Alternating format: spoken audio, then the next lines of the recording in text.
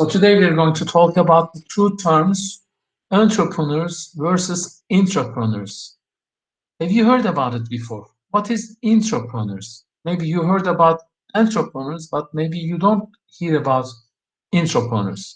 Any of you hear about entrepreneurs? You can say yes or no. Do you know the difference between entrepreneurs and intrapreneurs? Any of you? I Any? heard. I don't know what is it. Okay, you heard, but you don't know. Something related with entrepreneurship. So something related with entrepreneurship, but intra, what does it mean intra? Like enter, intra or out. Out is the opposite of intra. Yeah? İçe dönük falan. Okay. Yeah.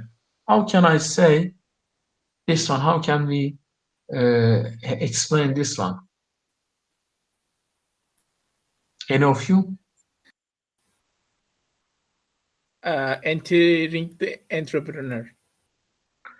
Kind of, but not like this. We call mainly use endeavor for the inclination of entrepreneurship. We use the term endeavor.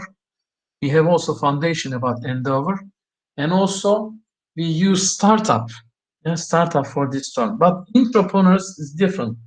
Entrepreneurs are also entrepreneurs, but who work in a company, not the owner of them, but the works in a company, whether can be in the private sector or in the public sector or NGOs, non-governmental organization.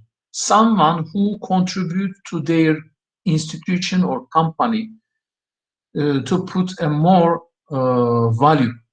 So that people called entrepreneurs.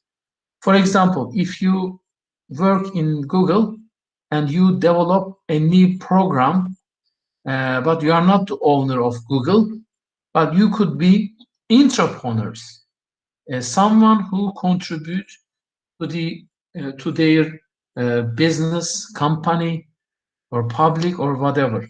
So a civil servant like me can be an entrepreneur. I don't need to establish a business. I don't need to earn money outside like a private company. But if I work, either of you, and try to contribute to my company or to my institution or to my NGO, whatever you call it, it is called entrepreneurs. It's really important. Yeah. Let's continue. So in this lecture, we are going to. Otherwise, let me also record the loom. Then I can also. That's one. Let me this one can.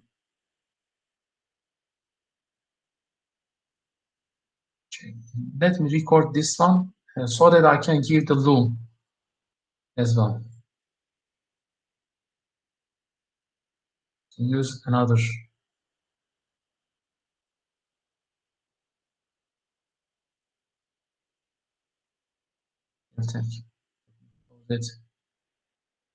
Let me connect it again.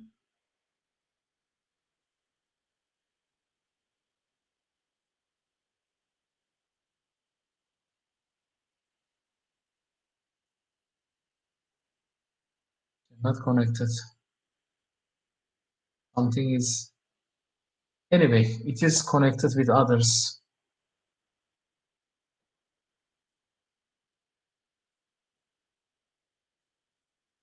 Problem.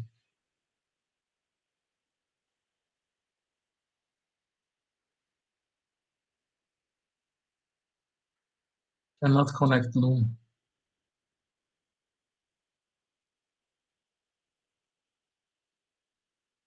Connects with this one anyway. So yeah, site.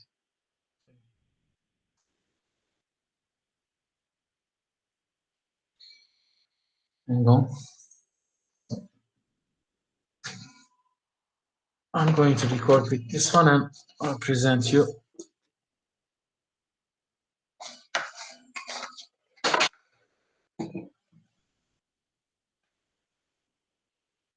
There you go. Okay, I can record that one as well. All right. 3, 2, 1. Okay. Today we are going to talk about the difference between entrepreneurs and intrapreneurs. In this lecture, we're going to define what is an entrepreneur and also the characteristics of an entrepreneur. And then we're going to make a difference between intrapreneurs and entrepreneurs. And at the end of the lecture, we are expecting you to differentiate both terms.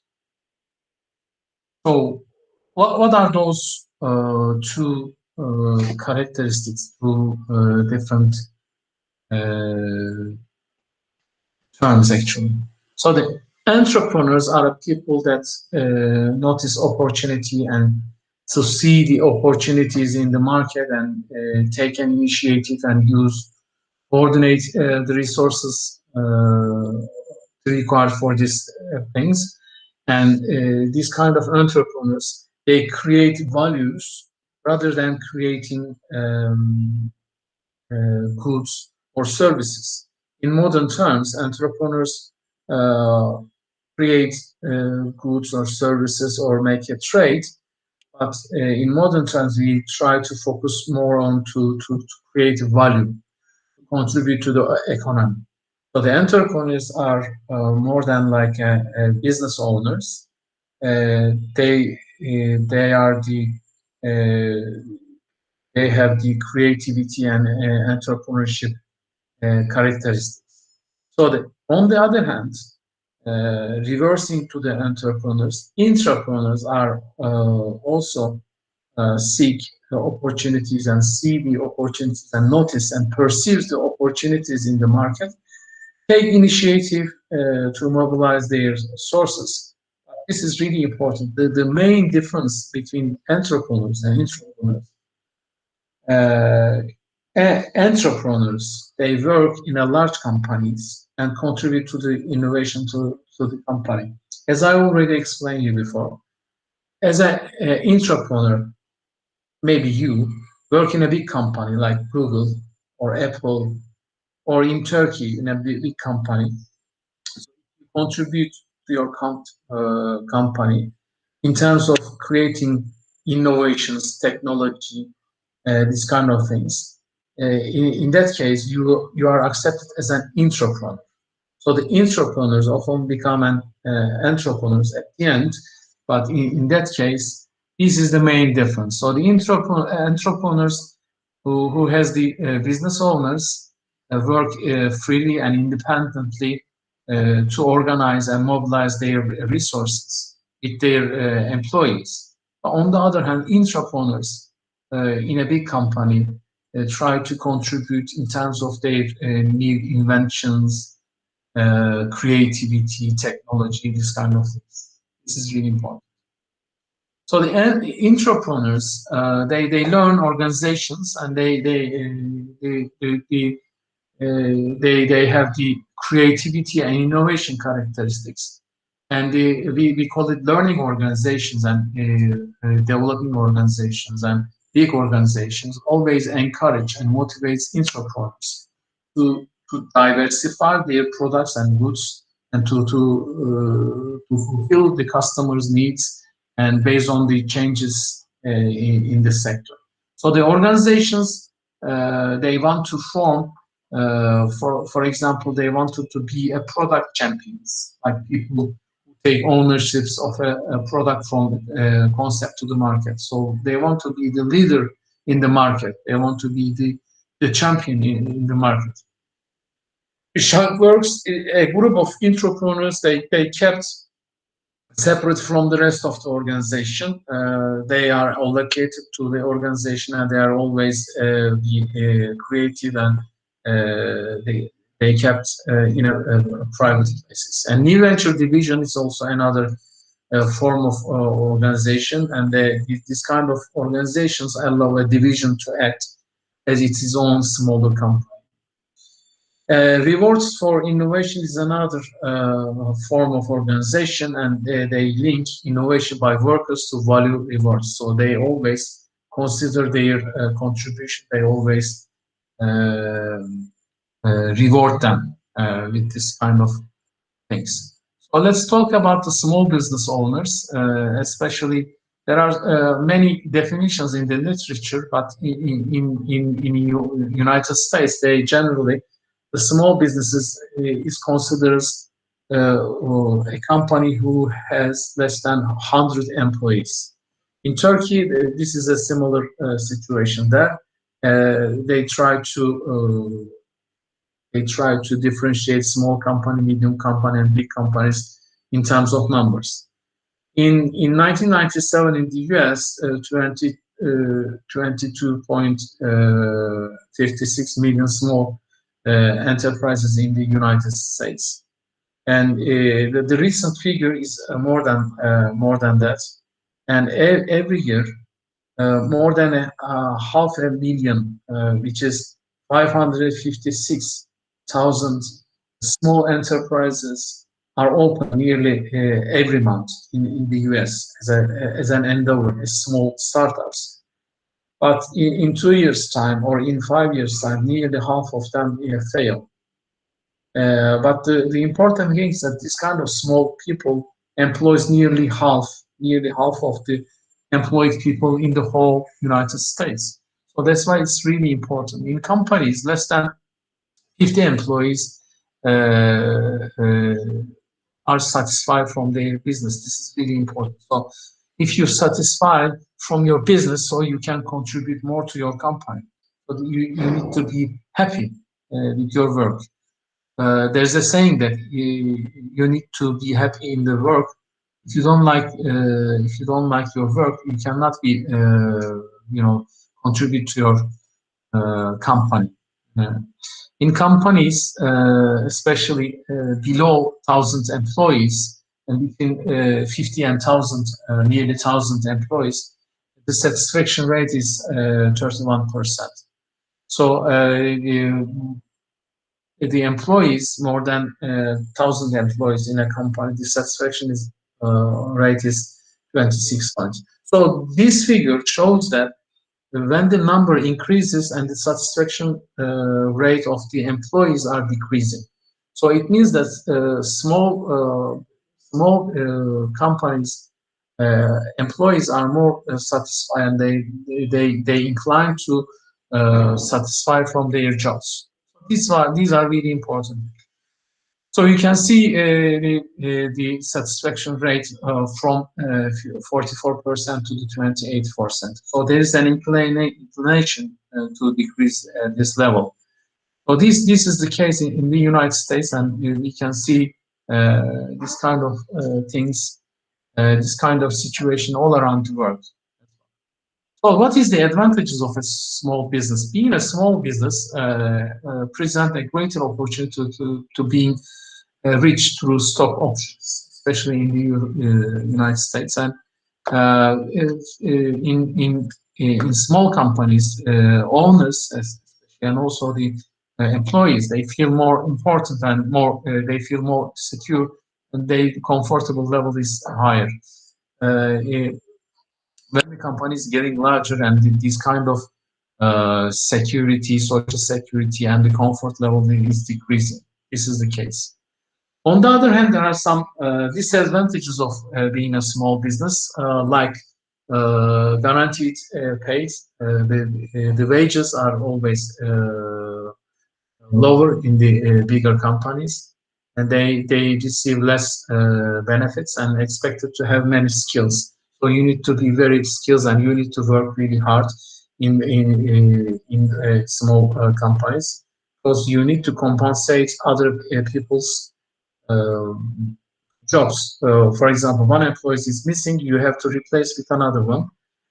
On the other hand, there are too much cohesion, and it is very difficult to move a big company from conversion from small company to big company is a bit difficult because of their limitations in terms of places, in terms of sources, kind of things. And the large fluctuations in income is possible, especially small companies are much more affected from the economic crisis and other crises in the economy. So those are the disadvantages of small businesses. So who are the entrepreneurs? In literature, there are several studies conducted all around the world, in the US, all around the world, even in Turkey. They try to understand what is the common characteristics of successful entrepreneurs. So they define that there are some common skills, like so the common characteristics like original thinkings. So they always creative and look differently to the market, and also they create different solutions to the problems. So another important characteristic is that risk takers. So we already explained in the previous lectures, risk can be measurable with the positive approaches. So based on the previous data, we can create projections, and based on these projections, we can calculate the risk. So risk can be measurable, but uncertainty cannot be measurable. So this is much more dangerous than risk. So if you calculate the risk, and if you know the risk, and risk of being positive or negative in the future, and you can calculate this one with that positive approach, then you can create strategy to eliminate risk. You can manage risk with the different strategies. So take the risk, then you have a chance to receive the benefits, profits at the end. So risk is not a gambling.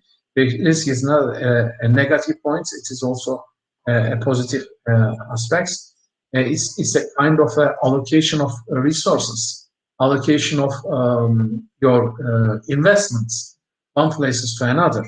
So this is really important. So one of the main characteristics of entrepreneurs are risk takers, not risk lovers or risk averse. So they considerably take the risk, they calculate the risk, and then they receive the benefits. So they have also take responsibility for their actions. So they are patient and oriented people, target-oriented people, and they have the visions to receive that one, and to reach these aims and targets. They always work really hard, and they feel competent and capable. That's why they know how the system works, and they know the market, customers, and also the production side. They overcome all the processes and stages of entrepreneurship and the market. That's why they have also the experience, and they take lessons from their failures, both failures and their success. They don't want to reply their failures, and they try to increase their success, promote those success. And they have also the experience of being failure. That's why they don't scared about being failure, and they have a positive approach to overcome all the problems and things like this. And they always set the high goals and enjoy hard work in them. Who are they actually? They are self-employed parents. For example, if you come a family from a civil servant, then your parents would provide and motivate you to become a civil servant again. But if you have if you're born in an ecology or environment who has the business, for example, if your parents are business or doing this kind of activities, then you were born in that atmosphere, and you have a chance to see that one. But entrepreneurship is not remain and come with the gene. There are some factors like environment, and especially education and training foster your entrepreneurship capacity. So the scientific studies show that with this study and training, everybody can be an entrepreneur, and everybody can increase their capacity, mindset of being entrepreneurship. Between 30 and 50 years old in US, for example, we can see the age division of entrepreneurship. Especially we can see after 35 years and after 54 years, we can see more entrepreneurs. That's one. So whether it's young entrepreneurs or and people who have experience start taking, and also they are well educated people, and 1/3 of them graduate from a university. So what are the characteristics of successful and unsuccessful entrepreneurs? So the successful one, they are both creative and innovative. We are going to formulate entrepreneurship equals creativity plus innovation. It's a very basic formula.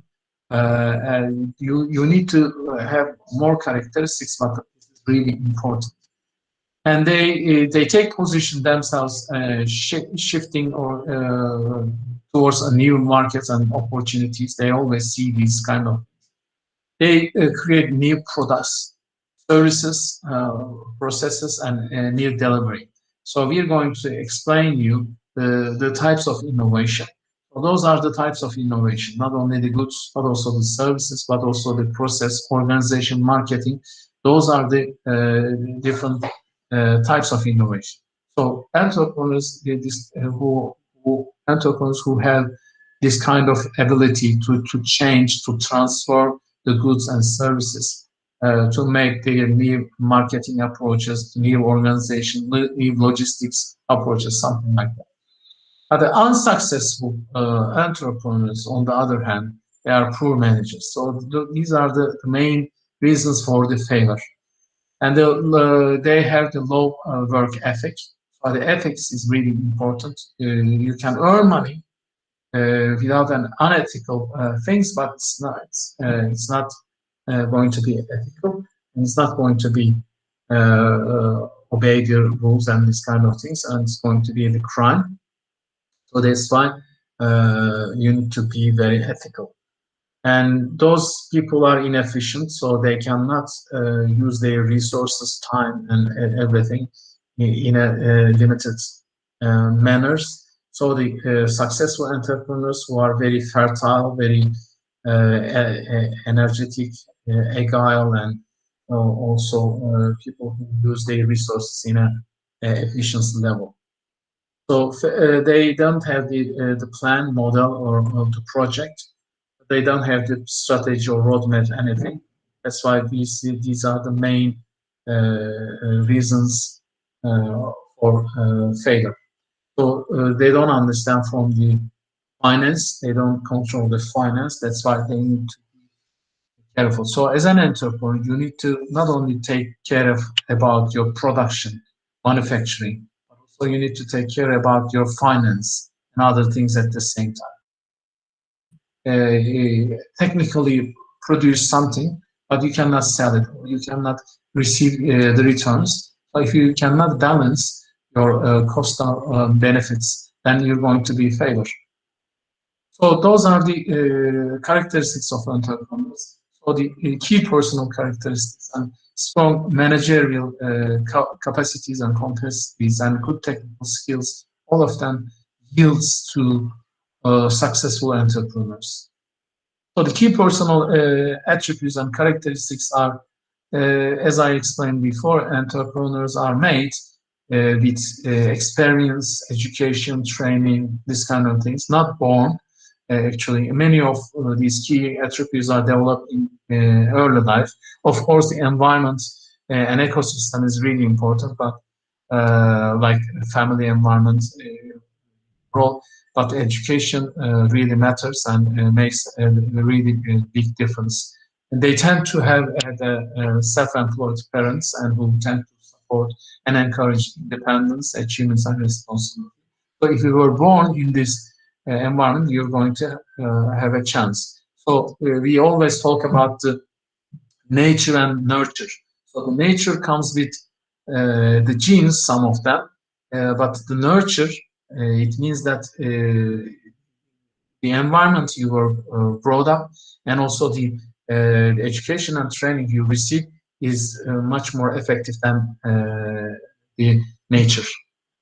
So the firstborn tend to have a more entrepreneurial attributes because they receive more attention, have approached their own way, thus creating higher self-confidence. So when they see being independent, they want to behave like this, and they don't care about like this. Another personal characteristics of that one is the careers of entrepreneurs.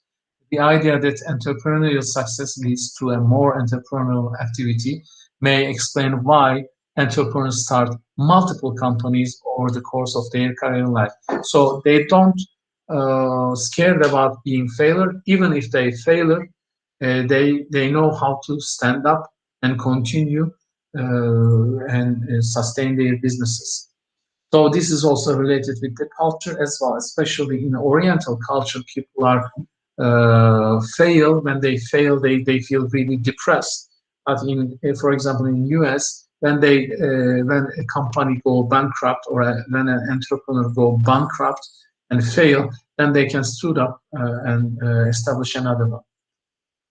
So the corridor principle and serial entrepreneurs is also other common terms, using one business to start or acquire others and repeating the processes. We call it the corridor. It's kind of a corridor, and you can go follow the corridor and find others canals to go like this. And serial entrepreneur is a person who funds and operates multiple companies during a long career like this, and they always create this kind of entrepreneurs. Then they can sell and market and transfer one, and they can establish another one as well. So the needs for achievement is also a personal characteristics. A person desire to either for excellence or to succeed in the competitive situation is really important. They have high achievers. They take responsibility for attending their goals, and they set moderately difficult goals. And they have target-oriented people. They want to immediate feedback on their performances. They see their performances. They don't stuck on this. That one. If it is goes in a wrong direction, then they can stop and they can change. We call it agile or being elastic. So you don't need to continue. Success is measured in terms of what those efforts have accomplished instead of what they receive or what they earn or how much they gain. So the achievement is much more important than that one. And also there are some research, McClellan research you can read from the book. And desire for being independence is really important for entrepreneurs or often seek independence from others. They don't want to work under their other people. They don't want to hear this kind of obligations from their bosses. After for a while, they would like to establish their own business and continue their own things like this. And as a result, they generally they aren't generally motivated to perform well in a large bureaucratic organization. They always want to start their own business and continue on their own or create their own groups to continue with their team members. That they have internal drive. It's a kind of a intrinsic perception coming from their inside, and they are confident in their abilities and their possessions, and they always wanted to be self like this. And the self-confidence is really important. They take risk in the processes, and they because of this high risk, they get used to taking this kind of risk, and they wanted to, and they learn how to manage their risk and everything. So the successful track records leads to the improved self-confidence and self-esteem. So they learn from their successes and also they learn from their failures. Since they already faced their failures, they know how to stood up and continue. So the self-confidence enables people to be optimistic in respecting, even in the bad situation. They have a positive attitude, very pessimistic approach to the solution, to the solutions, and they always try to approach in a positive way to their employees, customers, and their partners as well. So self-sacrifice is also really important. Those are the main characteristics, such as essential, and also they know that nothing worth having is free. They have to work really hard, and they cannot receive out of nothing.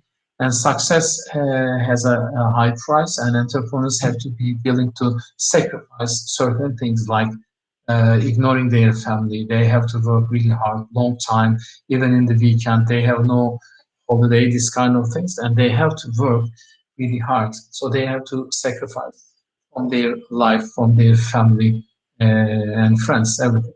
So the technical proficiency is also really important for being entrepreneurs, and many of them demonstrate a strong technical skills. But it is not only enough for them. Technically, you know everything, but you have to consider about the business, marketing, and other things. So the typically those kind of entrepreneurs bring some related experiences to their business. And for example, a successful car dealer usually have lots of technical knowledge about their selling and services about automobiles before they are opening their dealership.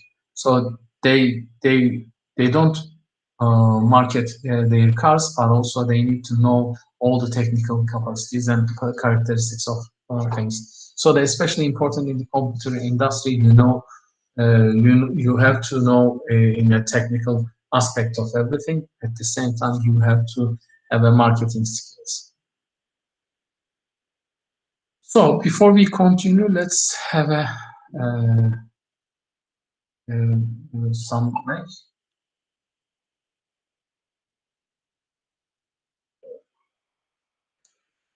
Evet arkadaşlar, biraz hızlı bir şeyler anlattık ama sorry about this. Uh, shall we have a break and meet half past 12? Is it okay? Okay. Okay. Okay. Let's see half past 12. Bye bye. Bye bye.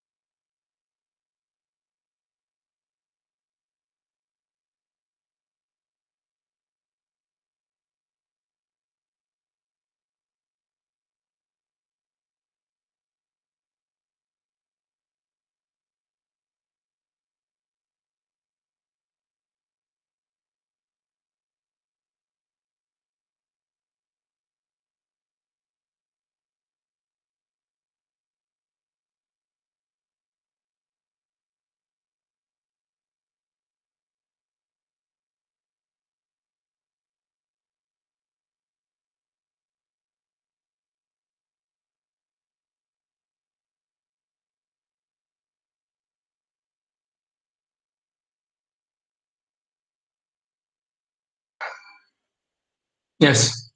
Hello again.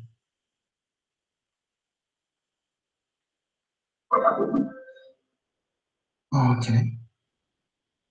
We're going to change. One.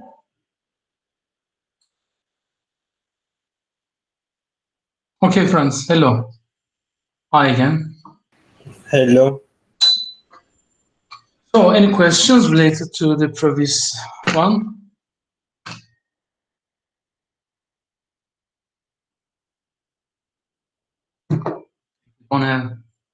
We can continue. We have only 13. 30, some of them are missing. And where is it?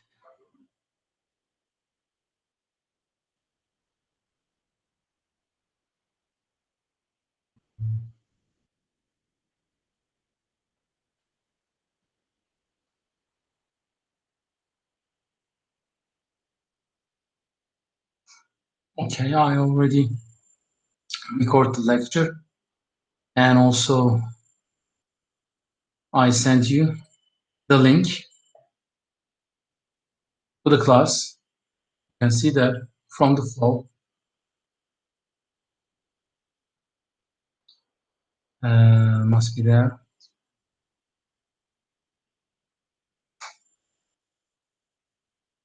So let's continue from this onwards.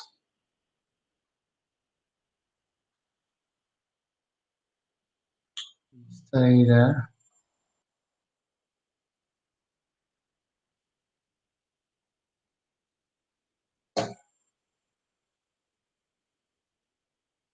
Are we also